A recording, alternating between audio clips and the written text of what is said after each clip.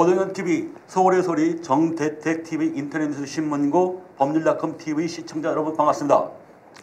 정치 법률 시사 대표 방송 정법시대 아홉 번째 막을 올립니다. 이번 방송은 12.3 내란 사태와 관련 특집 방송으로 실시간으로 진행됩니다. 자, 먼저 우리 정대택 회장님, 팀장님, 지금 아침에 그 윤석열이 지금 긴급 대국민 담화를 발표했거든요. 예, 오다 들었어요. 예, 이게 아침에 8시 20분에 갑자기 출근을 해가지고 녹화를 했다가 해가지고 9시 42분쯤 이제 방송이 된 거거든요. 네. 먼저 이 부분 사실상 우리 내란죄가 자기가 쓰기라는 걸 자백했다고 보고 있거든요. 네. 이 부분은 어떻게 생각하십니까? 전 그 방송 들으면서 결국은 6월 항쟁 87년이 전두환이가 4월 13일 날 그 직선제 개헌을 받아들이지 않고 호언을 하겠다고 호언 담화가 나오니까 그냥 호언 철폐하고 우리가 6월 항쟁이 도화선이 됐잖아요. 이것은 정말로 그 광란의 질주 아닌가 저는 그렇게 봅니다. 네. 지금 사실 우리 오 변호사님 네. 관련해서 오늘 지금 첫 번째 반응은 헌재 그 헌법 재판관들한테 자기가 미리 얘기하는 거다. 그다음 두 번째가 뭐냐면은 자기 태극기 세력들한테 권리를 해달라는 그런 자기 말이거든요. 이 부분 어떻게 해서 받아들여야 될 것 같습니까? 뭐 전체적인 내용을 봤을 때는 본인이 그 계엄령 선포한 것 자체가 뭐 국헌 문란의 목적이 없었다. 정말 엄중한 그 비상 사태에서 오히려 야당이 이렇게 뭐 계속해서 뭐 탄핵을 남발하고 뭐 광란의 칼춤을 추는 그런 상황에서 어쩔 수 없는 뭐 통치권의 행사로서 정당한 자기의 뭐 대통령 권한의 행사였다. 방금 대표 말씀하신 것처럼 뭐 이미 벌써 윤석열은 지금 탄핵이 가결될 거라는 것은 당연한 사실로 예정을 하고 이제 헌재 갔을 때 자기가 어떻게 이제 그 변론을 할 것인지 거기에 대한 이미 뭐 그 준비를 하고 있는 것 같습니다. 그리고 아마 그 공범들에 대한 그 지금 뭐 그 김용은을 비롯한 뭐 박한수 여인영을 포함한 공범들에 대해서 뭔가 이렇게 진술 방향을 이렇게 지금 알려준 게 아닌가. 뭐 그렇게 보입니다. 저는 개인적으로. 사실상 이게 그 자기 공범들에 대해서 이제 지령을 했다고 좀 보거든요. 네네. 우리 정대 팀장 어떻게 생각하십니까? 그러니까 자기 지금 뭐 김영현부터 해가지고 그 내란 범죄를 지금 이제 저지른 자들한테 난 이게 이거야. 니들 이거 가지고 맞춰라. 이런 취지 아닐까요? 어떻게 보십니까?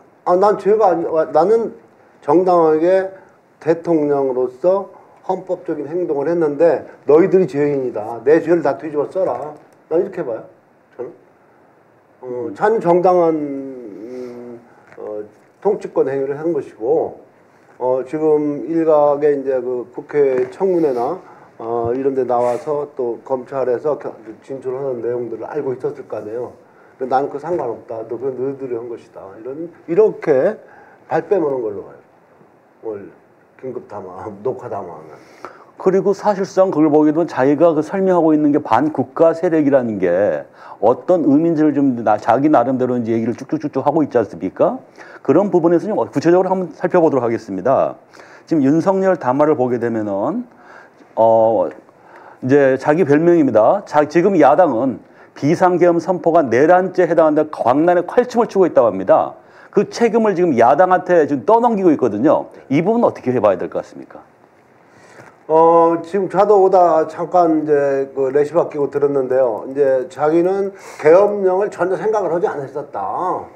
그런데 이제 저기 헌법기관인 감사원장을 탄핵하고 또 그리고 민생 2025년도 예산 중에서 아주 저소득층 예산을 깎았다.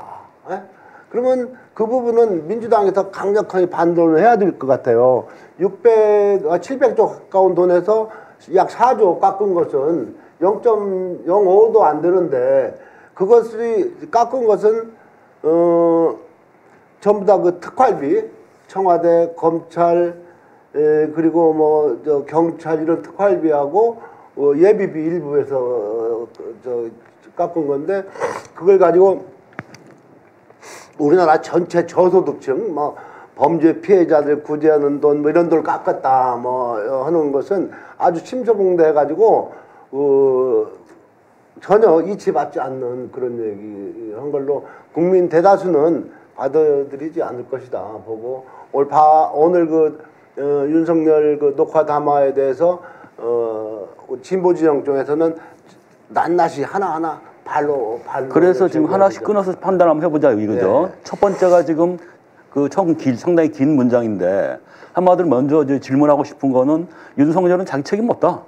해서 내란죄를 해가지고 이제 광란에 칼춤을 추고 있다. 이 부분 우리 오변호사님 어떻게 담화문의 첫 시작이 그렇잖아요. 예. 야당이 비상계엄 선포가 내란죄에 해당한다면서 광란에 칼춤을 추고 있다. 정말 그렇냐? 네. 정말 그렇냐? 네, 그렇게 하면서 그런데 지금 그 이유를 하나하나 드는 게 뭐냐면은 대한민국에서 국정마비와 국헌문란을 벌이고 있는 세력이 누구냐? 지난 2년 반 동안 거대 야당이 국민이 뽑은 대통령을 인정하지 않고 뭐 퇴진과 탄핵 선동을 멈추지 않았다. 그런데 실질적으로 그러면서 뭐 대선 결과를 승복하지 않았다 이렇게 주장을 하는데 뭐 퇴진 집회, 탄핵 집회 처음부터 열린 게 뭐 민주당에서 주최하고 한 게 아니잖아요. 이거는 시민들이 자발적으로 한 거고 그거는 시민들이 당연히 본인들의 선택에 의해서 할 수 있는 부분인 거고 또 뭐 그 공직자 탄핵을 계속 추진했다고 하는데 그 공직자 탄핵을 추진한 이유가 뭐 때문입니까? 다들 아시지 않습니까? 이게 도대체 그 윤석열이 추천하고 임명한 사람이 과연 국민들이 일반적으로 받아들일 수 있는 그런 사람들이 아니었지 않습니까? 대부분이 뭔가 흠결이 있는 부분들인 거고 정상적인 업무를 수행하기에는 부족한 부분이 있고 그런 부분들 때문에 당연히 국회의 권한을 행사한 건데 국회가 국회의 권한을 행사한 거는 부정을 하면서 본인이 그 정말로 국헌문란의 목적으로 반헌법적인 그 계엄령을 선포한 거는 본인의 정당한 통칭이라고 하는 게 완전히 모순되는 진술 아닙니까? 이 부분 자체가. 그러니까 이와 관련해서 보게 되면 이렇게 나오거든요. 대선 이후부터 현재까지 무려 178회에 달하는 대통령 퇴진 탄핵 집회 임기 초부터 열렸습니다. 그러니까 지금 이번에 14명 그 체포 명단에 김민웅 대표가 올라가 있는 게 촛불행동 들어가 있는 게 맞습니다. 바로 이 부분을 염두에 둬가지고 사실 이제 잡아 가둬가지고 뚜드려 패려 했던 건데 이런 부분에 대해서도 이 윤석열의 분열적인 정신 자세가 드러나는 게 아닌가요? 정당한 집회했을 거 아니겠습니까? 그렇죠. 분명히 집회 신고를 했을 거고요. 자, 집회 신고를 하고 단 시민들이 정당한 집회에서 본인들의 목소리를 낸 거잖아요. 그렇다고 하면은 그 극우단체, 정광훈 같은 그런 사람들이 집회에 대해서는 왜 아무런 말이 없습니까? 오히려 더 광란의 집회를 한 거는 지금 극우단체의 집회 아닙니까? 오히려. 네, 정말. 그나마 지금 촛불 집회 같은 경우에는 질서정연하게 이렇게 뭔가 순서에 따라서 발언을 하고 하지만 그 정광훈 목사가 주최한 그 극우 보수 집회를 가 보시면은 욕설밖에 없습니다. 욕설. 오히려 뭐 그냥 이름 부르고 욕하고 그거밖에 없지 않습니까? 그게 오히려 더 문제가 있는 그런 집회들인데 그 부분들에 대해서는 별 언급이 없지 않습니까? 이 부분은. 그리고 참 이게 답답하다기 화가 나는 부분이 이겁니다. 이게 이제 그 탄핵 하는 거에 대해서 전혀 자기 잘못을 몰라요. 뭐라고 되어 있냐면은 수십 명의 정부 공직자 탄핵을 추진했습니다. 탄핵된 공직자들은 아무 잘못이 없어도 소추부터 판결 선고시까지 장기간 직무가 정지됩니다. 지금까지 탄핵을 추진한 사람 중에 과연 이런 주장에 동의할 국민이 있을까요? 우리 정대 팀장님 어떻게 생각하십니까? 저는 이것을 구구절절 판단하는 것도 좋지만 저는 한마디로 윤석열을 가지고 22년째 윤석열하고는 2010년부터 저 내용증명을 주고받고 내가 싸운 사람이거든요. 그러면 제가 본 윤석열은 이 자리에서 서울의 소리 2020년 1월 4일 날 첫 방송하면서 제가 한 얘기가 있어요. 윤석열, 최은순, 김건희는 숨소리도 거짓말이다. 한 얘기가 있는데 윤석열이가 저한테 한 얘기 중에 오마이뉴스 구영식 기자한테 정대택은 정신병자다. 정대택은 지가 김건희하고 결혼한다고 하니까 질투해가지고 저를 괴롭힌다.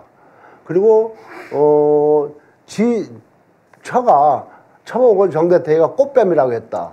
이런 것은 그 당시 이제 윤석열이가 중수 1과장인데요. 대검찰청 중수 1과장의 그 위치에서 그런 얘기는 할 얘기 아니잖아요.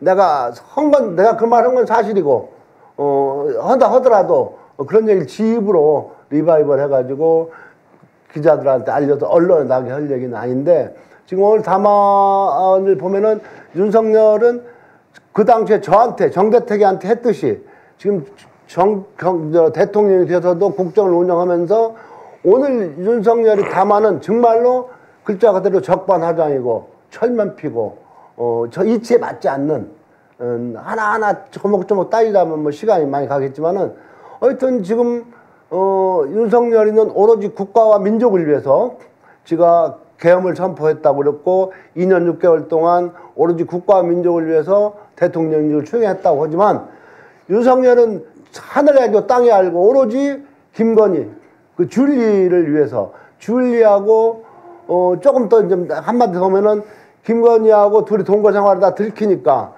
결혼을 빨리 하려고 하다가 내가 또 강하게 하니까 결혼을 파혼했었어요. 2011년 10월에. 그리고 다시 결혼하면서 오늘 좀 시간이 한정되어 있으니까 자, 그런 걸로 봤을 때 오늘 지금 시간이 한정되어 있으니까 당화문 내용에 대해서 자, 그러면 중요한 게 이 탄핵 이게 지금 윤석열이가 그 이번에 내란 범죄를 하면서 내세운 게 탄핵을 많이 빌미를 들거든요. 여기서 이렇게 더 나옵니다. 뭐라고 그러냐면 장관 방통위원장들을 비롯하여 자신들의 비리를 조사한 감사원장과 검사들을 탄핵하고 판사들을 겁박하는 지경이 이렇습니다. 이렇게 표현을 하고 있거든요. 이분 변호사님 어떻게 판단하십니까?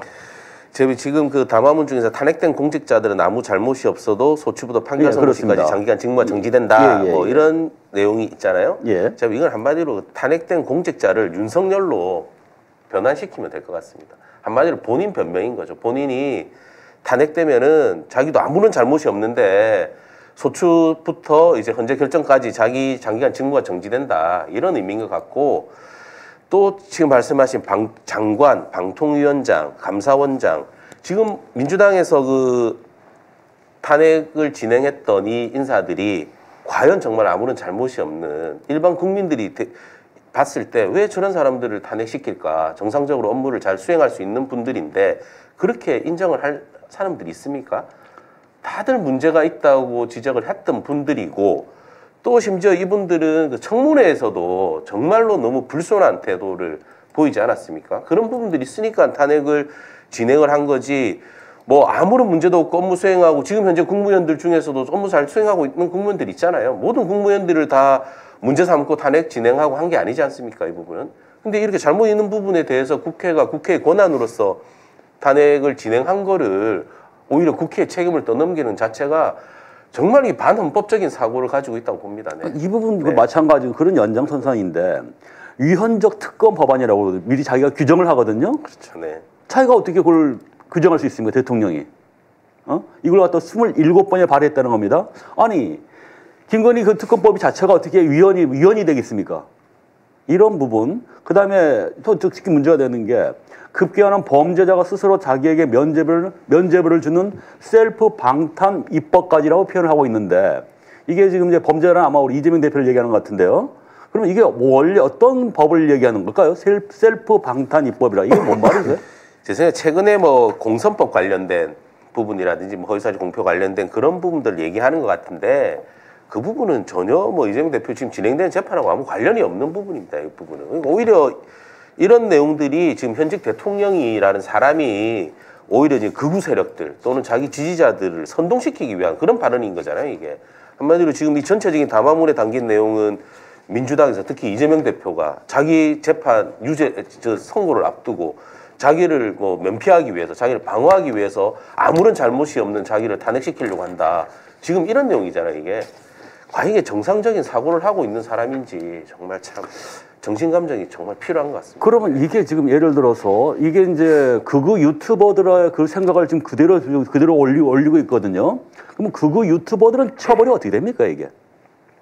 만약에 자기들이 텔레그램을 통해서 뭔가 교감이 있었을 것 같습니다. 그 자기가 뭐 애용한다는 뭐 그런 뭐 유튜브 채널들 있지 않습니까? 네네. 그 사람 이봉규 뭐 해간 그런 사람들하고 있는 것 같은데 그 사람들에 대한 그 내란죄 처벌이 어떻게 될까요? 그 내란죄가 실질적으로 수괴 같은 경우에는 사형 또는 무기징역 또는 금고 그리고 실질적인 역할을 한 사람은 사형 무기 또는 5년 이상으로 돼 있잖아요. 그리고 3호에는 부하수행이라고 또 규정이 있어요. 부하 수재. 부하 수행. 그러니까 뭐 따라서 이렇게 했던 사람은 5년 이하의 부하 내동 네, 부하, 네. 네네네. 그렇다고 하면 이런 유튜브들하고도 그렇게 해서 유튜브들이 오히려 조장하고 했다고 하면은 부하 수행에 해당할 수가 있죠. 그럼 충분히 내란죄의 부하 수행으로 해서 처벌이 가능하다고 봅니다. 네. 그리고 이제 좋습니다. 그러면 그런 유튜버도 분명히 또 이제 그 처벌이 돼야 될 것 같고요. 이게 극단적으로 치닫는 건 사실 바람직하지 않는 거거든요. 관련해서도 이제 오늘 그 담화를 보게 되면은 이 또 계속 책임을 묻고 있습니다. 지금 거대 야당은 국가 안보와 사회 안정까지 이어가고 있다면서 지난번에 중국 무슨 뭐 3명이 드론 띄워가지고 부산에서 항공모함 촬영했다는데 그걸 또 민주당 탓으로 돌리고 있거든요. 이 부분은 어떻게 봐야 될까요? 팀장님은. 그러니까 그 지금 윤석열 정부가 중국과 러시아를 한미일 동맹을 하면서 북중로를 이제 멀리했잖아요. 그래서 그것을 국민들에게 각인시키기 위해서 중국은 가까이 하면은 중국 국민이 뭐 국정원을 몇 개월씩 촬영을 하고 이렇게 했다 해가지고 편가르기 하는 거 아니겠어요? 말도 안 되는 것이지만. 그런데 여기서는 이제 윤석열이 이렇게 얘기하거든요. 이게 이제 외국인의 간첩 행위를 갖다가 감찰적으로 처벌할 길이 없나요? 그러니까 예를 들어서 이제 자기 주장은 뭐냐면은 중국인이 들어와 가지고 부산에 항공모함을 찍고 또 뭐 국가 정보원을 찍고 뭐 이런 행위들인데 이걸 갖다가 지금 간첩죄로 처벌하자는 이런 주장. 그렇죠. 네. 아니 그거는 지금 당연히 뭐 우리 중요 시설이라든지 그렇다고 하면 간첩죄로 처벌 가능합니다. 그 부분에 있어서는. 근데 그게 이제 수사 과정에서 어느 정도 밝혀지느냐의 문제인 거지. 그게 과연 입법의 불비로 인해 가지고 처벌하지 못한다. 그런 거는 말이 안 된다고 생각합니다. 그러니까 지금 이해가 안 가는 게 보십시오. 국가정보원 갖다가 외국에서 촬영하는 게 국가정보 사진 다 나 있지 않습니까? 그렇죠, 네. 그다음에 거대한 항공모함 들어와 있는 거 사진 외관 찍어서 그게 무슨 정보가 있겠습니까? 네. 이걸 갖다가 간첩죄로 처벌하자는 거거든요. 윤석열은. 그러니까 뭐 간첩죄라는 게 뭔가 기밀이어야 되잖아요. 군사상 기밀. 네네. 그런 부분들에 대해서 그러니까 지금 제가 보기에는 그러니까 지금 윤석열 대통령 말대로라고 윤석열의 말대로라고 한다고 하면은 뭐 그냥 뭐 군사 시설 같은 거 다 뭐 기밀에 해당하지 않는 군사 시설을 다 촬영하고 하면 다 간첩죄 처벌해야 된다는 그런 말이나 마찬가지 아닙니까? 이렇게 그거는 우리 법에서 일단 규정이 되어 있는 한도 내에서 처벌 가능하면 처벌할 수 있습니다. 이 부분에서. 근데 그게 과연 간첩죄로 처벌 범위에 해당하느냐의 문제인 거지 모든 것을 법으로 이렇게 처벌 범위를 넓히는 게 모든 그게 다 해결책은 아니거든요. 그게 또 그거를 지금 이 시국에 지금 이 엄중한 시기에 오히려 그런 뭐 법 개정을 책임을 민주당에 돌리기 위해서 이렇게 한다는 것 자체가 이 엄중한 이런 사태에 대해서 정말 제대로 된 정상적인 판단을 못 하고 있는 것 같습니다. 그리고 우리가 그 사회적 함의를 거쳐가지고 국정원의 대공수사권을 갖다가 빼가지고 이제 경찰이 하고 있지 않습니까? 이 부분도 그거거든요. 간첩들을 빨갱이들을 안 잡는다고 제 얘기를 하고 있습니다. 특히 이제 국가보안법을 들면서 이미 사문화된 국가보안법인데 그 무덤에서 꺼내가지고 지금 그 얘기를 하고 있는 거거든요. 이런 부분은 어떻게 판단하십니까? 우리 팀장님은요. 지금 이제 정확히 워딩이 그렇습니다. 지난 정권 당시 국정원의 대공수사권을 박탈한 것도 모자라서 국가보안법 폐지도 시도하고 있다. 그다음에 국가안보를 위협하는 간첩들을 잡지 말라는 거 아니냐. 뭐 이런 얘기입니다. 그것은 이제 제 국민의힘에서도 국회에서 제기해왔던 얘기인데 그것은 그 계엄 선포한 날 12월 3일 날에 윤석열이가 국정원 1차장 전화해가지고 돈도 주고 간첩 대공수사권도 줄 테니까 그 14명 체포라고 했듯이 체포하는데 위치 추적해서 알려주라고 했듯이 그것은 말도 안 되는 그 국론을 분열시키는 행위다. 그냥 그렇게 생각하면 되는 겁니다. 우리 오 변호사님, 우리 저 민주당 정부에 민주당에서 이번에 그 국가보안법 폐지했던 뭐 발의된 게 있나요? 국가보안법 폐지에 대한 논의는 오래된 거고요. 오래된 논의인 거고 그거는 계속해서 지금 사회적으로 지금 논의가 되고 있는 부분인 거고 그 부분을 지금 당장 뭐 지금 현재 윤석열 대통령의 국정 운영을 뭐 방해하기 위한 목적으로 국가보안법 폐지를 시도하고 있다. 지금 어떻게 보면 담화문은 그런 내용인 거잖아요. 그러니까 한마디로 지금 본인이 국정 운영을 자기는 국민을 위해서 정상적으로 국정 운영을 하려고 하는데 하나하나 지금 거대 야당이 자기의 발목을 잡기 때문에 자기가 정상적인 국정 운영을 못하고 이런 엄중한 사태에서 자기는 어쩔 수 없이 헌법에 보장된 대통령의 권한으로서 통치권의 행사로서 계엄을 선포했다 하면 전체적인 맥락은 그거거든요. 그러면서 하나하나 핑계를 대는 게 이제 거대 야당의 핑계를 대기 위해서 그 중에 하나도 국가보안법 폐지를 시도하고 있다. 근데 이게 지금 현재 갑자기 일어났던 그런 논의가 아닌 거잖아요. 이거는 오래전부터 우리 국가보안법의 폐해가 문제가 되어 왔었고 그러면서 계속 했던 부분이지 이런 내용까지도 오늘 이 엄중한 시기에 이 담화문 내용을 하나의 본인의 정당화하기 위한 수단으로 이렇게 담는다는 것 자체가 정말 이해가 되지 않습니다. 네. 관련해서 또 이제 보게 되면은 이제 그 북한 관련인데요. 이 윤석열은 뭐라고 하냐면 미사일 위협 도발에도 GPS 교란 오물 풍선에도 민노총 간첩 사건에도 뭐 이제 야당이 동조한다고 하는데 자 오물 풍선 같은 경우 사실 대북 비라를 일부러 방조한 거 아니겠습니까? 이미 지금 드러나고 있는 것들인데 대북 비라를 갖다가 빌미를 해가지고 국지전을 일으키려고 했던 거 아니겠습니까? 이걸 갖다 뒤집어 씌우고 있거든요. 이 부분은 어떻게 봐야 될까요? 그러니까 문제는 뭐냐면 이게 이번 12.3 내란 자체에서 가장 끔찍했던 게 저희도 계속 우려했던 부분이 그거거든요. 이게 대북 비라를 갖다가 사실 대북 풍선을 갖다가 대북에 대한 비라 있지 않습니까? 이걸 갖다가 계속 방치 내지는 조장을 했거든요. 그러면서 계속 긴장을 에스컬레이터 시킨 거 아니겠습니까? 이런 부분인데 이 부분은 이걸 어떻게 바라봐요? 근데 그러니까 뭐 우리 추 대표님 말씀에 뭐 동의하면서도 지금 윤석열이가 오늘은 녹화 담화는 그냥 뭐 대국민 협박용도 아니고 난 미친놈이다 하는 얘기로 보고 진짜 그 이번 계엄이 윤석열이 말대로 국가와 민족을 위한 것이라 생각한다면 그 포고문을 보면은 포고문 있잖아요. 포고문 1호. 거기 보면 뭐 1호 저게 아니에요. 1조가 국회와 지방의회 정당 활동과 정치적 결사 집회 시위 등 일체의 정치 활동을 그만다 하고 국회를 쳐들어간 거 아닙니까? 그러니까 여기도 이게 나오거든요. 이번에 14명 체포 명단에 민주노총 위원장 그분이 계시지 않습니까? 네. 여기 보면 그렇게 나오거든요. 민주노총 간첩 사건에서 거대 야당이 동조를 했다고 얘기를 하고 있습니다. 동조한 적 있습니까, 민주당이? 제가 오늘 이 담화문의 내용은 그 12월 3일 12.3 그 내란 사태 그 포고령을 길게 쓴 겁니다. 길게. 하나하나 지금 거기 담겨 있는 내용들이 다 그러니까 이 오늘 담화문을 압축하면 그 포고령인 거예요. 지금 보면 아까 포고령을 합리화시키는 거예요. 그러니까 지금 포고령을 하나하나 이제 그 내란죄로 수사도 지금 받아야 되는 상황인 거고 이제 탄핵이 가결되고 나면 헌재 결정도 받아야 되니까 거기에 대해서 길게 변호인 의견인 거예요. 이건 본인 지금 변명문인 것 같습니다. 그래서 포고령의 하나하나의 정당성을 부여하기 위해서 쓴 것 같고 그렇기 때문에 아까 그 퇴진 집회부터 그 또 지금 언급을 하면서 또 지금 민주노총까지도 이렇게 언급을 하잖아요. 이 부분에 있어서 참, 네, 정말 5일 동안 나타나서 5일 만에 나타나서 5일간 생각한 게 이건 것 같습니다. 네. 자 그리고 또 이게 북한을 또 자극하는 굉장히 위험한 발언 같은데요. 북한이 이제 불법 핵 개발에 따른 유엔 대북 제재도 먼저 풀어야 한다고 주장한다거든요.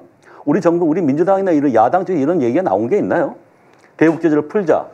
저는 금시초문. 저도 처음 들어보거든요. 네, 저는 처음 들어보는 내용입니다. 네. 그러니까 지금 힘주와 우리 대표님 말씀하시는데 오늘 담화는 미친놈 미친짓거리 한 거예요. 미친놈. 그거 싶어보자는 얘기입니다. 그냥 하고 저 얘기합시다. 나 그날 12월 3일 날 저는 그 현장에 있었어요. 네, 그 부분 한번 들어보겠습니다. 11시부터 제가 12월 3일 날 그날 이제 10시 반인가요? 이제 그 개성 전 10시 그분 그 시간 한번 그때 여의도 앞에 계셨지 않습니까? 저는 이제 집에서 그 방송을 들었어요. 듣고는 정말로 저는 경험했으니까 계엄령 하에서는 그 영장 없이 막 체포해 가는 거 아니에요. 체포 구금시키는 거. 그 5.18이나 12.12 때. 그래서 일단 통행금지를 시키고 언론기관 접수하고 계엄을 선포하는데 브라브라 혹시 나오면서 택시를 타고 오니까 서강대교 막 건너니까 일부러 코스를 이렇게 잡았어요. 택시 기사한테. 서강대교 막 건너니까 여의도 순복음 옆까지 길이 밀렸더라고요. 차가 차단됐더라고요. 그래서 거기 내려가지고 걸어서 이제 왔는데 그때 이제 그때는 헬리콥터 안 왔고 저기 장갑차가 왔고 그 지휘부차 안테나 높이 꽂은 거 있잖아요. 이거 들어가지고 그 차를 에워싸지. 거기서 이제 저는 거기서 그날 한 것 중에서는 뭐 윤석열 탄핵 거기 저 마이크 잡고 윤석열 사살 체포 막 했고 하여튼 그러고 나서 이제 그 국회에서 190명 그 여당 18명 야당 172명 190명으로 탄핵 그 계엄령 해지 의결했다. 그러니까 막 소리치고 그러고 나서 이제 바로 할 줄 알았던데 오늘 뭐 그때 뭐 4시간 6시간 걸렸죠. 해지한 데까지 새벽 4시까지 4시경에 해지했으니까 그때까지 이제 기다리는 과정 그때 이제 차들 빠지고 그래서 하여튼 그 과정을 뭐 다 텔레비로 보셨지만은 그 한복판에 있었습니다. 저 76살 뭐 노인네가 밤을 같이 세웠어요. 자, 그럼 하면서 그 참 그것까지 하겠습니다. 네네네. 좋습니다. 그러면 이제 당시에 그러니까 긴박했던 상황인 것 같고요. 이게 지금 이 윤석열 오늘 담화를 보게 되면 이 선관위 그 부정 그 논리에 굉장히 심취해 있다는 생각이 들거든요. 그걸 빈미더만, 그 핵심이더만. 예. 선관위 서버. 이게 완전 보수 유튜브들의 어떻게 보면 의혹을 보수 유튜브들이 의혹 제기하고 그 앞잡이가 황교안, 황교안, 또 민경욱 민경욱. 그 둘이서 얘기한 거 그리고 보수 유튜브들이 계속해서 이번 그 22대 총선을 지금 부정하기 위한 목적이잖아요. 이게 지금 거대 야당 이번 총선을 통해서 민주당이 많은 의석수를 차지하면서 또 조국 혁신당도 그렇고 거대 야당이 되다 보니까 거기에 대해서 하나하나 지금 뭐 문제를 지금 보수 유튜브들이 객관적인 근거도 없이 그냥 막 그냥 어떻게 보면 카더라식으로 지금 이렇게 의혹을 제기하고 있는데 지금 한 나라의 국정을 운영하는 대통령이라는 사람이 그런 보수 유튜브의 그런 얘기를 듣고 지금 선관위 이번 선거에 대해서 문제를 제기하고 한다는 것 자체가 참 우리 대한민국 국민들이 불쌍하다고. 저는 그 서버를 탈취해가지고 서버 이제 21대 총선이 조작됐다. 그래갖고 조작된 그 데이터로 민주당이 이제 거대 야당이 됐다. 그래서 그 172명인가요 민주당이 그 중에 한 50명이고 추리내는 거야. 조작을 해가지고 이건 선거 다시 해야 된다. 무효화시켜가지고. 지금 여소야대 전국을 바꾸려고 하는 것이죠. 여소야대 전국을 그러는 과정으로 저는 치밀한 계획하에 그렇게 봐요. 자, 그러면 참 이게 위험한 발언인데 대통령으로서 헌법을 수호할 이제 그 의무가 있는 거 아니겠습니까? 당연하죠. 근데 여기서 분명히 자기들이 인식을 하거든요. 선관위는 헌법기관이고, 그죠? 이렇게 선관위는 헌법기관인데 사법부 관계자 위원들이 있어서 영장이나 압수수색이나 강제수사 사실상 불가능합니다라고 얘기를 하는데 반헌법적 이게 적나라하게 그 반헌법적 사상을 드러내는 거 아닌가요? 아니 헌법기관을 갖다가 이걸 자기가 마음대로 영장을 해서 뭐 부정선거 그런 의혹이 있다 해가지고 자기 마음대로 소설 써가면서 이렇게 한 부분인데 이게 나중에 탄핵 재판 가게 되면 헌재에서는 어떻게 이 부분을 판단할까요? 이 부분도 명백하게 지금 헌정 질서를 문란케 한 거잖아요. 반헌법 행위에 해당한다고 봅니다. 이 부분 같은 경우에도. 그리고 지금 이번에 그 12.3 사태에서 다 드러났지만 선관위 바로 쳐들어갔잖아요. 선관위 쳐들어가서 정보위 그 군인들이 사진 찍는 모습들이 다 나왔고, 그 사진 찍는 목적 자체가 일단은 그 나중에 서버를 탈취해서 원 상태로 만들기 위해서 그 처음에 그 형태를 알아야 되니까 그런 목적이라고 지금 대부분 그렇게 나와 있지 않습니까? 그 자체가 어떻게 보면은 우리 헌법 기관을 침탈해서 그 반헌법 행위를 한 부분이기 때문에 이는 명백한 탄핵 사유에 해당하는 거죠, 이거는. 범죄. 정말 국헌 문란 표현할 수 없는 것이. 그렇죠. 그러면 그 탈취에다가 어떻게 하려겠냐? 조작을 하는 거죠. 거기는 그것까지는 아직까지는 조작을 해서 상상의 영역이니까 불법적으로 그건 또 우리가 극우 유튜버 그런 뇌피시에 될 수 있으니까 지양을 해야 되고요. 냉정히 나온 것만 분석을 한번 해보자는 얘기죠. 여기에서 이제 이 윤석열이가 어떻게 오늘 이 범행 동기에 대해서 자백을 하고 있습니다. 뭐라고 그러냐면은 최근 거대 야당 민주당이 자신들의 비리를 수사하고 검사하는 서울중앙지검과 지검장과 검사들 그리고 헌법기관인 감사원장을 탄핵하겠다고 하였을 때 저는 이제 더 이상은 지켜볼 수만 없다고 판단했습니다. 뭐라도 해야 되겠다고 생각했습니다. 이 부분이 바로 범행 동기거든요. 이건 나중에 내란죄에서는 어떻게 다루게 될 것 같습니까? 그러니까 이 부분 자체가 한마디로 본인의 그 12.3 내란 사태를 자기는 정당하다는 걸 계속 지금 말하는 거잖아요. 근데 상식적으로 중앙지검장 검사들하고 감사원장 탄핵한 것 자체도 이게 충분한 이유가 있어서 한 거예요. 이유도 있었던 거고. 탄핵 사유가 있어서 한 거죠. 국회의 권한이잖아요. 국회의 권한. 국회의 권한으로 했던 거고. 그렇게 해서 지금 진행이 돼. 그거는 또 헌재 결정을 받으면 되는 부분인 거고. 또 헌재 결정 받아가지고 기각돼서 업무 복귀한 경우도 있잖아요. 그런 부분이 있는 거고. 본인은 이제 더 이상 이걸 지켜볼 수 없어 뭐라도 해야 되겠다. 그 뭐라도 해야 되겠다는 게 과연 본인은 그 뭐라도 해야 되겠다는 게 대통령으로서 계엄 선포라는 거잖아요, 이게. 자기는 뭐라도 해야 되는 게 계엄을 해야 할 수밖에 없었다는 그거를 지금 계속해서 변명하는 건데, 일국의 대통령이라는 사람이 이런 사유를 가지고 계엄을 선포한다?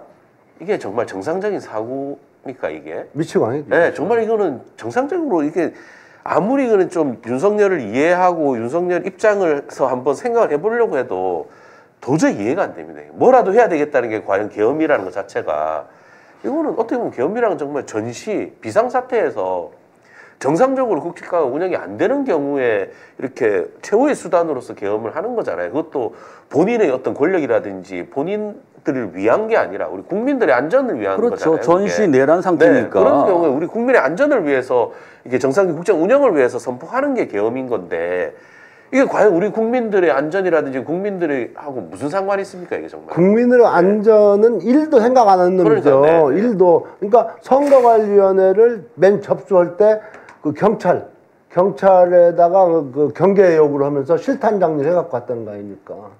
그거는 뭐 이제 과천 경찰서 나간 건데, 네. 그거는 이제 매뉴얼이 있거든요. 네. 그러니까 응급 그 비상 출동을 했을 때는 출동 대기조들 같은 건 총기를 휘두르게 돼 있습니다. 그거는 그렇게 보면 안 될 부분인 것 같고요. 그 다음에 이 부분이 또 문제가 될 것 같습니다. 이게 윤석열이 뭐라 했냐면, 이제 곧 사법부에다 탄핵의 칼을 들이댈 것이 분명했습니다. 이건 망상이 도가 지나친 거 아닐까요?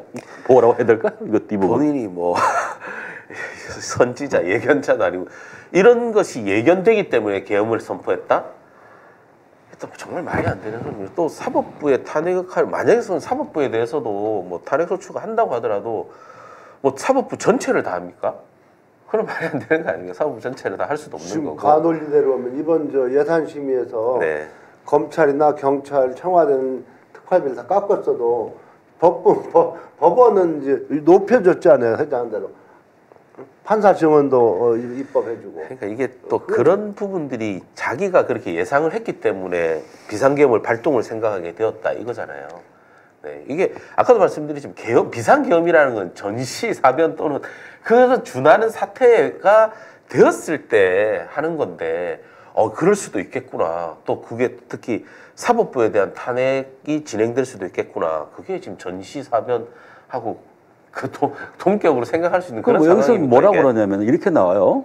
그러니까 사회 이제 망국적 국정 마비 상황을 사회 교란으로 인한 행정 사법의 국가 기능 붕괴 상태로 판단하여 계엄령을 발동하되. 그러니까 그 얘기를 읽을 가치도 없고 그 듣는 데 귀가 아픈데 그 가치도 없는 얘기지만, 그러니까 윤석열이가 오늘 담화에서 녹화한 담화에서 발표한 거 지금 민주당을 계속 공격했는데 국회를, 그러면 저는 재임 2년 6개월 동안 25번 제의 요구를 한 것은 그런 건 다 숨기고, 그 몇 사람 지가 인사권을 잘못 행사해 가지고 잘못된 놈을 탄핵, 국회 헌법에 의해서 헌법 절차에서 탄핵한 걸 가지고 트집을 잡는 것은 미친놈 소리 아니면 할 수가 없는 것이죠. 참 답답합니다. 네. 보면은 지가 국정원을 시켜서 선거 관련 서버 한번 조사를 시켰더만요. 오늘 담화에 나오더만. 근데 거기는 선거관리에는 다 그 법조계 사람들이 관리하기 때문에 영장을 주지 않아서 일부 확인했다면 내용이 있던데 들어보니까 지금은 지금 부정선거라고 한다는 얘기는 정말로 제1공화국 이승만 때나 박정희 때지 지금은 없지 않아요. 있을 수도 없고.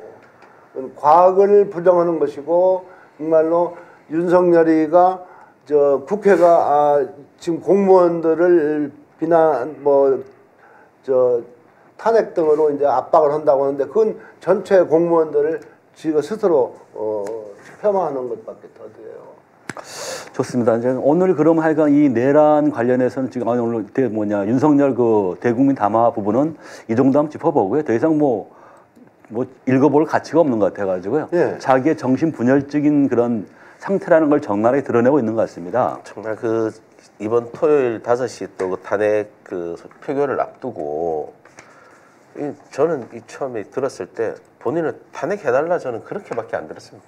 본인 탄핵하라. 나는 이제 헌재 가서 나는 정당하게 정치권 행사했고 나는 그 한마디로 하야 생각은 전혀 없다는 거예요. 네, 나는 그러네요. 절대 나는 내가 잘못한 게 하나도 없고 우리 거대 야당이 내가 정상적으로 국정 운영을 하는 데 있어서 하나하나 발목을 잡고 내가 일을 제대로 못하고 했기 때문에 난 그래서 어쩔 수 없이 계엄령 선포한 거고 그 계엄령도 자기는 뭐 계엄을 하려는 목적이 아니었다는 거잖아요. 이것도 그냥 경고용으로 국민들에게 이런 비상식적인 상황을 알리고 거대 야당이 이렇게 자기 잘못하고 있다는 것을 국민들에게 알리기 위한 목적이었지 뭐 국회를 침탈하고 국회의원을 끌어내고 뭐 그 의결을 제안하고 할 목적이 전혀 없었다는 거잖아요. 근데 지금 그러니까. 지금 그 조사에서 나오는 진술 하나하나는 모든 게 다 윤석열의 입을 가리키고 있잖아요. 네. 윤석열이 다 시킨 거고 그 12월 4일 날 그 나온 것도 지금 12월 오늘 그 아침에 나온 것도 지금 12월 4일 날 아니 국회의원 끌어내리라고 한 거 그거 하나 제대로 못하냐. 다시 제2차 계엄 준비한다. 뭐 이런 얘기도 지금 나오잖아요. 이게 부시고 지금. 들어가라. 네, 부시고 들어가라고 끌어내라. 했고 아직 의결 정수가 안 된 것 같으니까 전부 다 끌어내라 지시했다고 했고 그러면 그 특전사령관하고 다 거짓말하는 겁니까 그러면은 전부 다? 네. 참. 좋습니다. 오늘 자, 담화 내용은 네. 한마디로 요약하면은 네. 지 과오를 눈꼽만 생각하지 않고 지금 지 범죄를 전부 부하들한테 내각이나 군 수뇌부한테 미루고 저는 잘했다 이거. 그러니까 지금 뉴스 보니까 야권에서도 미치광이라고 했네요. 그러니까 뭐 자기네 어제 이제 서울대 법대에 나온 이제 그 자기 후배를 만났는데 변호사를 만났는데 이분도 그런 얘기를 하더라고요. 그 윤석열이 그거 한마디로 포악하고 그 다음에 간악하고 자기밖에 모른다. 그래서 지금 이제 대통령 용산에 간 다음에 사람들이 하나씩 떨어져 나왔답니다. 지지하는 그걸 같이 가까이 가는 사람들이 없대요. 자기 말만 하고 오로지 두 부를 합니다. 자기 꼬봉 아니면 적. 이 두 부류밖에 없기 때문에 지금은 이제 가까이 가는 사람이 없다 하는데 자 그러면 이제 문제가 뭐냐면 또 홍준표 우리 대구시장이 자기 페이스북에 올린 글을 통해 가지고 이제 법률적인 문제를 들고 나왔거든요. 그러면 그걸 우리 전문가가 계신 거 여쭤보겠습니다. 이제 홍 시장이 얘기한 부분이 뭐냐면 내란죄는 원래 정권 찬탈이 목적인데 이미 대통령 자리에 있는 사람이 찬탈할 정권이 있는지 하면서 내란 범죄라는 데에서 문제점을 들고 있거든요. 이 부분 어떻게 생각하십니까? 지금 제가 보기 이제 그 내란이 이제 문제가 되고 있고 모든 부분들에 대해서 이제 그 윤석열이로 이제 좁혀지고 있는 부분인 거잖아요. 그러다 보니까 이제 계속해서 그런 뭐 변명 아닌 변명을 계속 뭔가 핑계를 지금 하려고 하는 것 같아요. 하는 것 같은데 과연 내란이라는 게 과연 정권 찬탈을 목적으로 한다? 그리고 지금 일단은 그 국헌 문란의 목적으로 그렇게 지금 국가기관의 기능을 정상화하지 못하게 한 거잖아요. 이 부분에 있어서. 그리고 지금 계속해서 지금 얘기가 논의가 되고 있는 게 지금 윤석열 대통령의 윤석열의 탄핵 얘기도 계속 나오고 있는 거고 본인 말대로라고 하면은 본인이 지금 거대 야당이 자신의 발목을 잡아가지고 정상적인 국정 운영을 못하고 있다고 하면은 본인이 그게 정권을 제대로 하기 위해서 그런 목적이 있는 거 아닙니까 그게? 그렇죠. 네. 그러니까 그게? 정권을 안 가진 정권 찬탈하기 위해서도 계엄을 하지만 가지고 있는 정권이 흔들리니까 저 턱 밑에까지 오니까 정권을 뺏기게 된 게 있으니까 그걸 공고히 하기 위해서 내란이죠. 그러니까요. 홍준표와는 전혀 안 그러니까 뭐 정권 찬탈이 꼭 있어야 되는 게 아니라 그렇죠. 그렇잖아요. 내란죄라는 것 자체가 그러니까 국가 권력을 배제하거나 국헌을 물러나게 할 목적으로 폭동을 일으키는 게 내란이지. 뭐 정권을 차탈해 그러면 뭐 지금 윤석열 대통령 내가 정권을 가지고 있으니까 뭐 내란에 해당하지 않는다. 그건 말도 안 되는 거죠. 그러면 또 홍 시장은 또 이렇게 얘기를 하고 있습니다. 비상계엄 선포권은 국정에 관한 대통령 권한이다.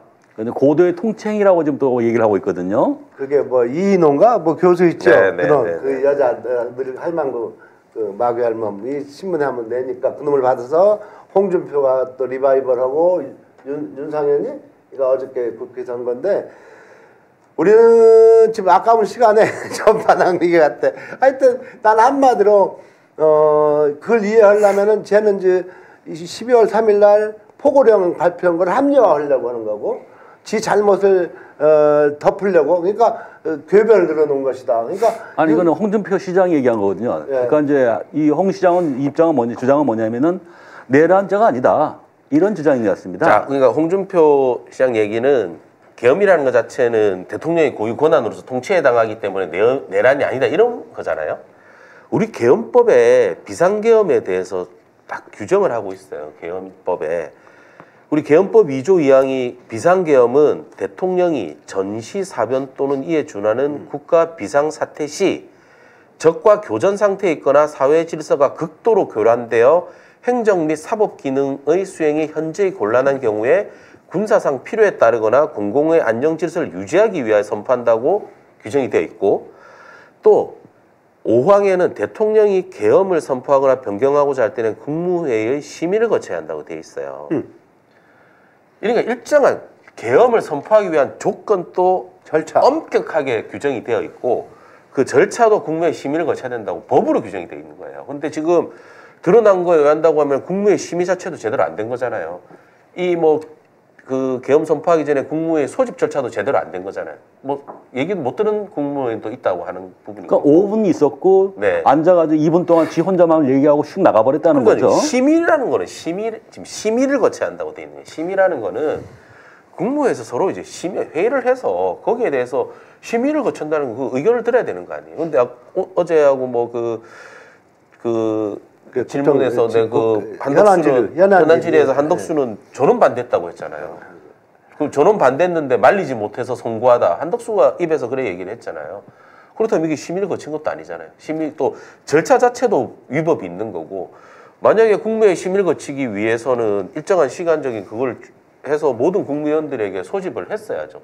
그 안건에 대해서 소집을 하고 그래서 심의를 거쳐야 되는 거고. 근데 지금 제가 보기에는 그런 절차 자체도 위반이 있는 거고 또 비상계엄을 선포하기 위한 조건 자체도 안 되는데 비상계엄이라는 이름만 비상계엄이라고 하고 선포한 거예요. 이거는 이게 과연 대통령의 통치행위로서 이게 계엄에 해당하지 제 생각에 비상계엄에 해당하지는 않습니다.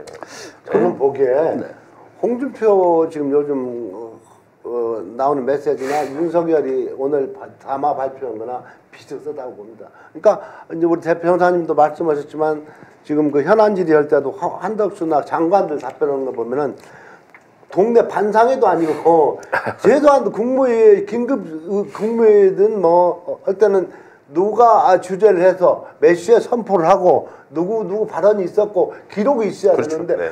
그건 막 시장 도떼기 시장서 한 얘기밖에 더 돼요. 그러니까 모든 그리고 이제 아무리 홍준표가 말하는 비상계엄은 대통령의 고유 권한이라고 하지만 헌법과 법과 질서를 지키면서 선포해야죠. 하나도 안 지켰잖아요. 자, 지금 뭐 속보 떴나요? 네네네. 어떤 속보인가요? 네, 조국 대표 그 대법원 징역 2년 확정 원형 상실 지금 속보가 떴네요. 지금 예. 네, 오늘 대법원 선고가 있었는데 지금 조국 대표가 상고 기각으로 확정이 된 것 같습니다. 네. 뭐 그 부분은 또 다음에 한번 네네네. 살펴보도록 하고요. 네네네. 자, 그러면 이제 궁금한 거는 오늘 대국민 담화로 통해 가지고 지금 윤석열에 대한 지금 체포가 시기가 빨라질 것 같습니까? 어떻게 될 것 같습니까? 지금 공수처하고 지금 이제 경찰 그다음에 네. 군수사관 이 세 개가 지금 공조 수사본부, 체제를 네네, 갖췄단 네네. 말입니다. 자, 여기서 그러면 바로 영장을 칠까요? 어떻게 할까요? 제가 이거 오늘 제 개인적인 생각은 오늘 윤석열 대통령의 담화를 보고 그나마 윤석열에 대해서 좀 일말에 좀 이렇게 뭔가 기대라든지 뭐 그런 있는 분들까지 다 떠났다고 생각합니다. 그리고 국힘 내부에서도 이제 더 이상 윤석열을 지킬 명분도 없습니다. 이거는 명분도 없는 거고 또 이 정도의 정신 상태인 사람은 하루빨리 체포해야 됩니다. 진짜 어떤 짓을 벌일지 모릅니다. 저는 오늘 그 담화문에서 담화문 쭉 읽고 마지막에 그래서 계엄을 선포하겠다. 이렇게도 누가 뭐 말할 수 없을 정도의 그런 내용이었잖아요. 이거는 지금 이 사람 빨리 신병 확보해야 됩니다. 정말 빨리 하루라도 빨리 체포해야 될 자, 것 같고. 그러면은 지금 현재 탄핵안이 어제 5시인가 올라가 있지 않습니까? 네. 그러면 결국 뭐 이론상으로는 오늘 17시 이후에는 언제든지 탄핵안을 가결할 수 있다는 거 아니겠습니까? 맞습니다. 할 수 있지 네, 않습니까? 네, 네, 네. 그러면 오늘이라도 지금 이걸 해야 되는 거 아닐까요? 탄핵안을? 그래서 이 정도 오늘의 담화가 나오고 나서는 저는 정말 지금 빨리 끌어내려야 된다고 봅니다. 빨리 직무정지 시켜야지 정말 어떤 짓을 벌일지 그 어떤 움직이는 폭탄이거든요. 지금 어떤 짓을 할지 몰라요. 지금 한남동 공간 가가지고. 오후에라도 당장 지금 탄핵 표결 저는 들어가야 되는 게 맞지 않나 생각됩니다. 지금. 네. 민주당 관계자들이 이 방송을 보고 계시면은 오늘 오후 17시 탄핵안 24시간 발의 시간이니까 네. 그 시간이 경과한 후에 곧바로 탄핵안을 갖다가 투표에 올려서 부의해서 그걸 바로 가결을 시켜서 바로 정지를 시켜야 될 것 같습니다. 네. 굉장히 위험합니다. 정말 위험한 상황인 것 같습니다. 네. 자, 그러면 이제 이 탄핵안에 대해서 이제 이쪽에서는 윤이나 또 보수 쪽에서는 일부에서는 이제 헌재에서 뭐 기대를 가지고 있는 것 같은데 헌재에서는 이걸 어떻게 받아들일 것 같습니까? 지금 현재 재판관이 지금 6인이잖아요. 자, 그럼 자 먼저 네. 오늘 만약에 구속영장이 발부가 돼서 체포를 하러 갑니다. 경호실이 거부할 거 아니겠습니까? 할까요? 일단 경호실에서는 거부하지 않을까 싶습니다. 어제 압수수색도 경호실에서 완강히 거부해가지고 제대로 압수수색이 이루어지지 않았잖아요. 강제 수사가. 일단은 그런 상황일 것 같고, 뭐 헌재 같은 경우에는 지금 현재 6인 체제에서 일단은 뭐 언제 결정은 이루어질 수 있다고는 하는데 그렇다면 6인 전원이 다 찬성을 해야 되잖아요. 자, 그럼 어떤 게 먼저 해야 될까요? 예를 들어서 탄핵을 먼저 가결하는 게 맞습니까? 아니면 체포영장을 발부하는 게 먼저 맞습니까? 저는 동시에 가야 된다고 봅니다. 네. 같이 가야죠. 네, 빨리 고난 네. 정지를 빨리 해야 되기 때문에 탄핵은 빨리 표결을 하고 오늘이라도 탄핵안을 갖다가 가결해야 될 거고요. 네, 네. 탄핵안은 저거 아니에요? 발의하고 24일 지났습니다. 네, 네, 네. 17시가 됩니다. 17시간. 예, 어제 네, 네, 했기 네. 때문에 네네 오늘 17시 이후에는 언제든지 투표할 수 있습니다. 맞습니다. 그렇지만 이제 저쪽 8표가 부족하니까 이제 7표가 9표가 부족하네요. 제가 뭐 오늘은 네, 오늘 지금 뭐 한동훈 네. 또 물론 또 어떻게 이 사람이야 워낙 뭐 네. 하루에도 몇 번씩 입장이 바뀌는 사람이지만 조단 못 그래도 하니까. 뭐 한동훈 대표 같은 경우에도 지금 탄핵 찬성을 당론으로 해야 된다고도 지금 얘기를 했고 지금 뭐 윤석열의 뭐 제명까지도 지금 논의를 하고 있는 것 같아요. 네. 근데 지금 오늘 조금 전에 뭐 권성동이 뭐 또 이제 국힘 원내대표로 선출이 네. 되어가지고 또 어떻게 진행될지는 모르겠지만 상당수의 국힘 의원들도 탄핵 찬성하지 않을까. 이거는 정말 정신병자에게 국가를 맡길 수는 없는 거잖아요. 이거는 뭐 진영 논리를 떠나서 대한민국을 위하고 우리 국민을 위해서라도 하루라도 빨리 지금 해야 그래요. 됩니다. 뭐 300년 전 연산군 폭정을 보는 것 같아요. 오늘 담화는 그 역사 속의 연산군의 폭정 그리고 1987년 4월 13일 날 그 전두환이가 막 광기 어린 모습으로 TV 나와가지고 호언한다고 식선제 개헌 안 한다고 한 거하고 똑같아요. 그보다 더해요. 그보다 더. 자, 그렇다면은 결국 이제 우리 오 변호사님 이제 의견은 오늘 17시 이후에는 언제든 탄핵안을 가결할 수 있으니까 탄핵안 그 투표를 바로 이제 탄핵안을 이제 본회의 상정을 이제 올려서 투표를 해야 될 것 같고요. 그다음에 공수처는 바로 영장을 청구 아마 하고 있다는 얘기는 계속 있었거든요. 네네네. 그러니까 아마 동시에 그럼 진행되는 게 가장 바람직하다고 봐야 되겠네요. 네네 저는 그렇게 생각합니다. 뭐 빨리 자, 그러면은 지금 당장이라도 네.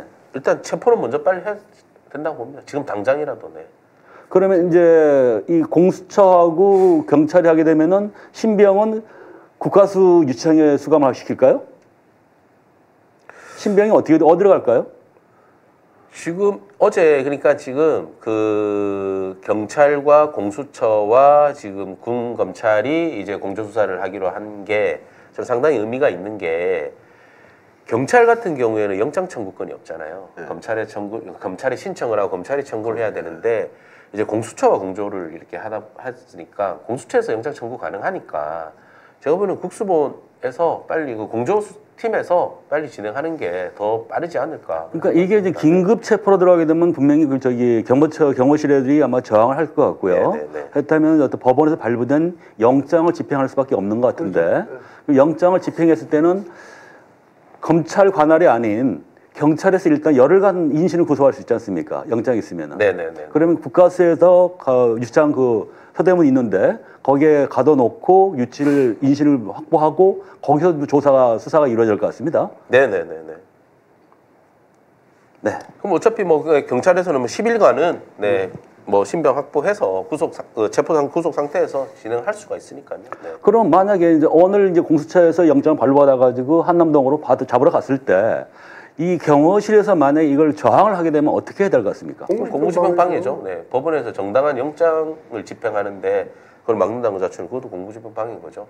또 그게 지금 현재 만약 해석에 따라 가지고 이 상황 자체가 지금 내란이 지금 종료된 게 아니라 계속해서 지금 내란이 아직까지 진행되는 걸로 본다고 하면은 부하수행인 거죠. 내란 동조 세력이 되는 거죠. 이거는. 네. 네. 그렇기 때문에. 자, 그럼 거의 뭐 1시간 정도 반성이 진행이 됐는데요. 자, 한번 결론을 한번 지어보도록 하겠습니다. 첫 번째가 오늘 그 윤석열의 그 대국민 담화는 내란 범죄의 자백이다. 이렇게 보면 되겠죠. 네. 그다음에 두 번째, 민주당은 즉각적으로 탄핵안을 지금 국민의힘과 그래도 어쩔 수 없이 합의할 수밖에 없으니까 설득을 해서 저녁이라도 탄핵안을 본회의에 상정해서 바로 투표를 해야 될 것 같습니다. 굉장히 위험합니다. 그다음에 두 번째, 공수처는 지금 이제 합동수사본부, 수사본부인가요? 그 합동수사본부에서는 바로 영장을 신청을 해서 발부받아서 체포를 해야 하는 게 가장 국민의 명령인 것 같습니다. 신병. 예, 네, 우리 네, 네. 오 변호사 마지막 한 말씀 해주십시오.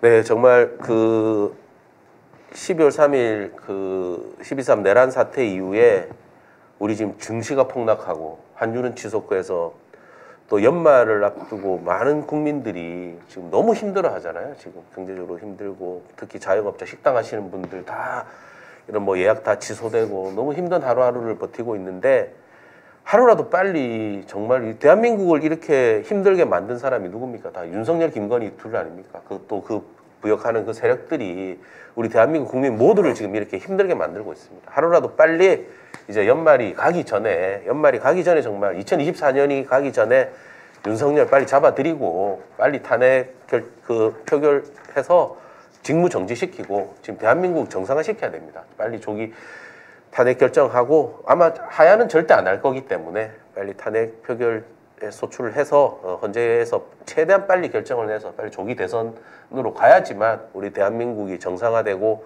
우리 국민들이 덜 힘들 것 같습니다. 이게 하루하루가 이게 경제 상황이 힘들고 또 지금 전쟁 위기까지도 우리가 항상 지금 그런 어려운 상황이 있는 거죠.